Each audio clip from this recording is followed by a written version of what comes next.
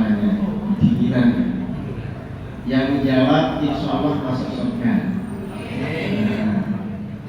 Yang jawab masuk amin. Kita ulangi. Assalamualaikum warahmatullahi wabarakatuh.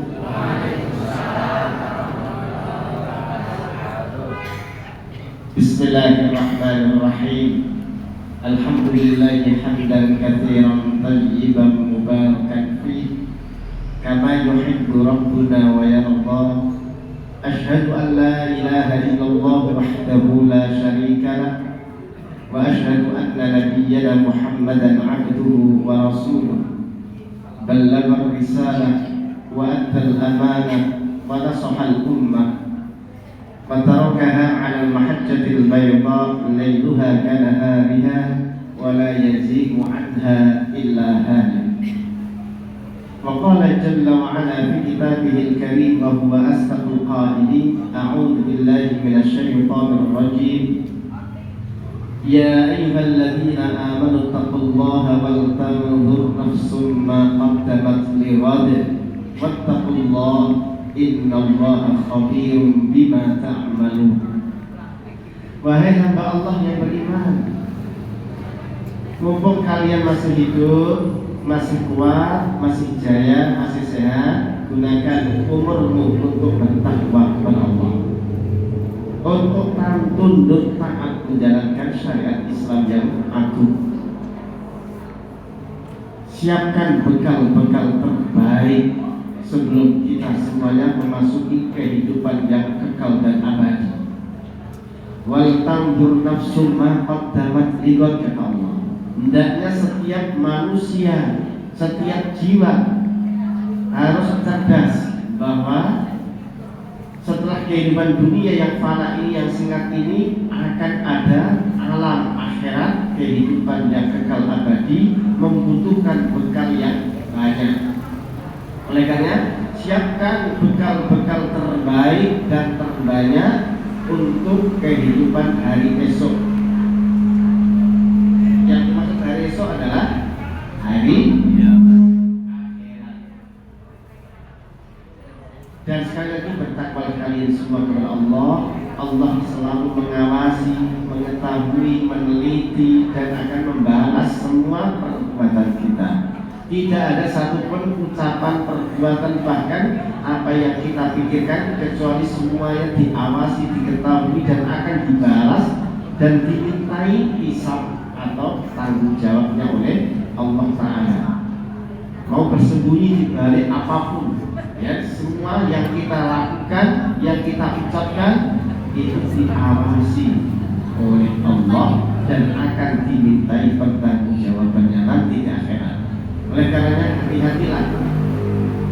Yang sudah terlanjur banyak tutur kata yang salah, perilaku yang menyimpang, keyakinan-keyakinan yang menyimpang yang pernah kita kerjakan selama hidup ini. Ayo kita bersama-sama berhenti, bertaubat, kita ganti berpikir kita, berpikir yang baik, husnudzon kepada Allah, husnudzon kepada Islam, husnudzon kepada sesama kaum mukminin, kaum muslimin.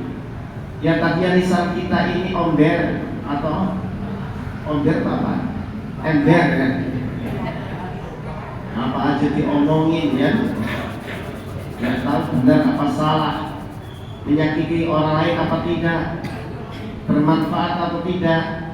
Ayo hari ini di usia yang sudah tidak muda lagi, usia yang sudah di atas 40 tahun rata-rata yang saya lihat, ya, kita ganti lisan kita ganti jadi lisan-lisan yang terhormat, yang hanya mengeluarkan kata-kata yang baik, zikir, baca Al-Quran, doa, memberi nasihat, tutur kata yang penuh manfaat, yang membuat kita hisab nanti tersenyum di akhirat nanti, di mana semua anggota tubuh kita berterima kasih kepada lisan kita, karena lisan kita pakai untuk berkata yang baik, untuk melakukan ketaatan kepada Allah, sehingga di saat hisab itu mudah ringan, anggota tubuh kita dikasih nikmat surga, semua mengucapkan terima kasih ya lisan, terima kasih ya mulut, dulu kau bawa aku kepada kebaikan, sehingga aku hari ini masuk surga bersamamu.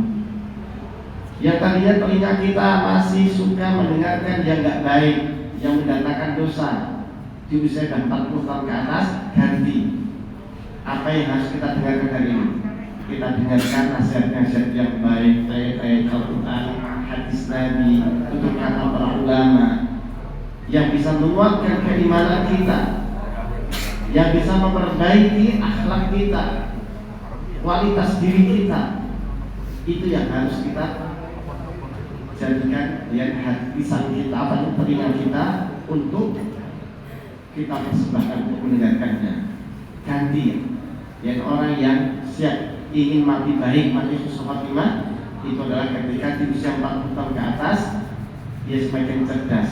Apa yang didengar tentunya yang lebih berkualitas, yang lebih produktif, menciptakan, memproduksi pahala yang sebanyak-banyaknya. Yang kemarin punya keyakinan-keyakinan yang menyimpang, yang berbau klenik, berbau kesyirikan, yang hanya akan menyusahkan hidup kita di akhirat nanti, di usia 40 tahun kita ganti. Apa saja yang boleh kita imani, yang boleh kita percayai, yang ada dalilnya, yang ada tuntunannya dari Allah dan Rasulnya. Kalau hanya berdasarkan kitab Turki, itu terus aki-aki, keyakinan-keyakinan, mitos-mitos, mistis-mistis seperti itu nggak jelas, itu hanya nyusahin hisab kita nanti, hanya akan mempersulit mati kita, nggak akan bisa husnul khotimah, tapi malah bisa mati yang su'ul khotimah. Naudzubillah. Di usia 40 tahun harus cerdas. Kita ganti isi hati kita, meyakini, membenarkan apa yang diberitakan oleh Allah dan Rasulnya saja. Kalau hanya kata kakek ini, kata aki ini, kata nenek kita dulu seperti ini, itu gak usah dipercaya. Ya. Nah, tema kita pada pagi hari ini adalah mengenal tradisi-tradisi yang menyimpang, khususnya yang terjadi di bulan Muharram. Hari ini masih di dalam bulan Muharram. Tanggal kita ini sampai hari Jumat. Alhamdulillah kita masih diberi kesempatan ketemu bulan yang mulia, bulan Muharram.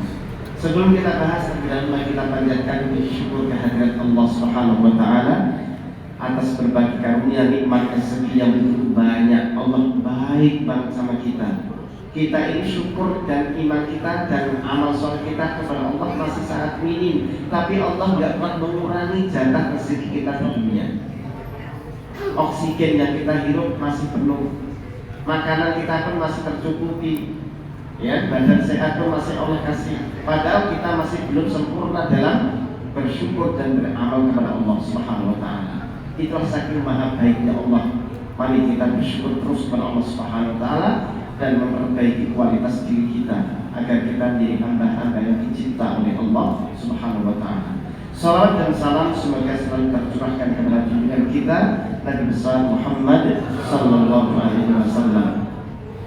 Ya, kita akan memasuki tema mengenal tradisi-tradisi menyimpang di bulan Muharram. Ya. Coba kita identifikasi, kita inventarisir kira-kira penyimpangan apa, tradisi yang menyimpang yang sering terjadi di bulan Muharram, khususnya di negeri kita. Lebih khusus lagi yang ada di Pulau Jawa, dan lebih khusus